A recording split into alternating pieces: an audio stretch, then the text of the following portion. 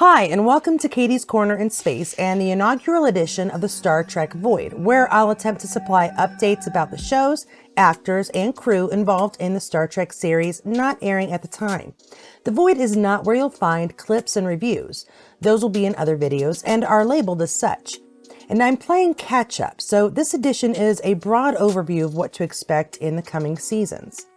So why the Void? Well, if you're a Voyager fan, then this should make some sense. It's the place Captain Janeway lost her ever-loving mind because there was absolutely nothing to see. And well, if you happen to love Star Trek, you know this pain, especially if you've been a decades-long fan. Many Trek Voids have been lived through. I should warn you that doesn't mean I won't share news about, say, Walter Koenig if something comes up, because alum most definitely will be included from time to time. Because I already offered up a Discovery spoilers video, I'm going to start with that show and throw up a card here so those of you who are in need of a Discovery fix can go scratch that itch. And that will leave me with the kind of info I usually start an update video with. That said, I debated including the news of our own Anthony Rapp when it comes to his case concerning Kevin Spacey, as I generally save this space for how our stars have reached a new goal or made some sort of positive impact. But then I thought to myself, of course, having the opportunity to speak out in court was an achievement. However, my opinion doesn't really matter, so I'll just let Anthony's quote speak for itself. I'm deeply grateful for the opportunity to have my case heard before a jury, and I thank the members of the jury for their service, he said in a statement posted on Twitter. Bringing this lawsuit was always about shining a light as part of the larger movement to stand up against all forms of sexual violence. But one of those lighter things I also tend to share here is also about our bioengineering genius as he fulfills a dream to bring his one-man musical, Without You, to Broadway. This memoir is the telling of a time for Anthony which should have been filled with nothing but joy as he starred in Rent. However, this happened to be a very difficult time as Larson passed and his mother had been diagnosed with cancer. Without You will premiere in New York City on January 14th, 2023.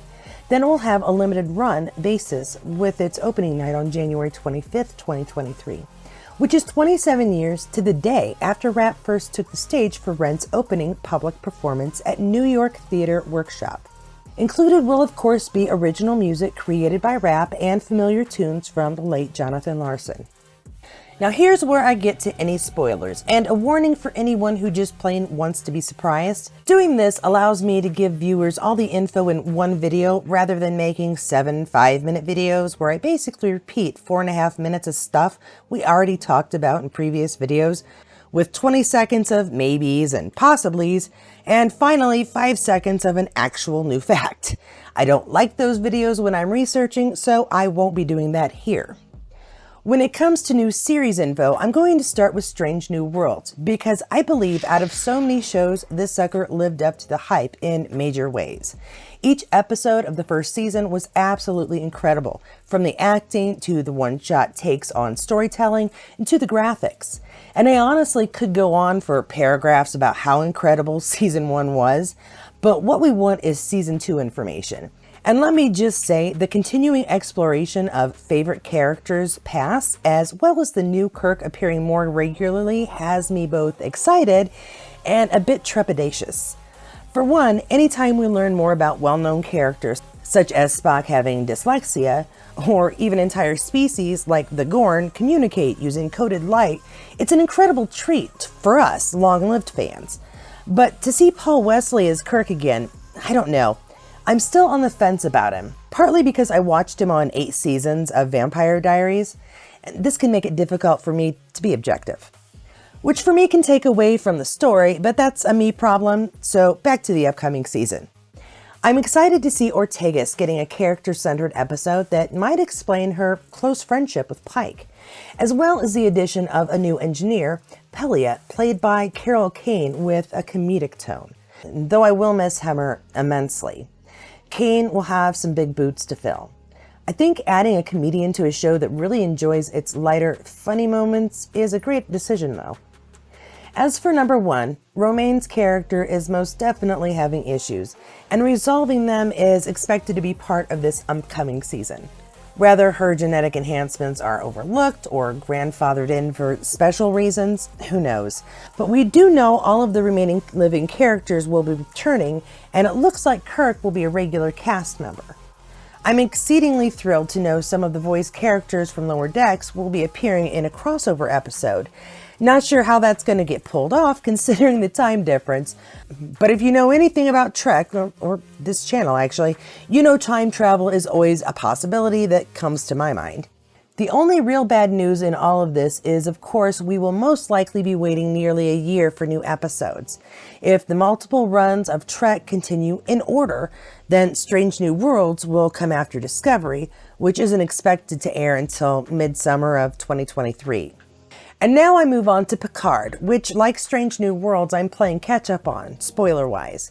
Of course, that doesn't mean, like everyone else, I wasn't already incredibly aware that we will be seeing the cast of TNG returning.